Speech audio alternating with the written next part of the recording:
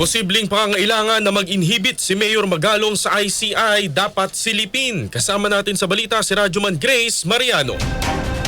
Nirerespeto ni House Infrastructure Committee Co-Chairman Representative Terry Ridon ang desisyon ni Pangulong Ferdinand Bongbong Marcos Jr. na italaga si Baguio City Mayor Benjamin Magalong bilang Special Advisor ng Independent Commission on Infrastructure o ICI. Gayunpaman, iginit ni Ridon na silipin kung may pangangailangan na mag-inhibit si Magalong sa investigasyon ng ICI upang maiwasan ang maagap na paghusga kaugnay sa ikakasang pagsisiyasat ukol sa maanumalyang flood control projects. Katwiran ni Ridon, ito ay dahil sa mga naging pahayag ni Magalong sa publiko ukol sa umano'y kapalpakan at korupsyon sa mga proyektong pang-infrastruktura, partikular sa mga proyektong tugon sa pagbaha. Samantala, welcome naman kay Ridon ang pagkasama sa ICI ni na dating Department of Public Works and Highways Secretary Rogelio Singson at dating SGV Chairperson Rosana Fajardo. Tiwala si Ridon sa integridad at kakayahan ni na Singson at Fajardo na gampanan ang tungkulin nito sa ICI upang mapanagot ang mga sangkot sa katiwalian at upang makapaglatag ng nararapat na reforma sa public works. Kasama mo sa DCXL, RMN Manila, Radyoman Grace Mariano, Tatak RMN.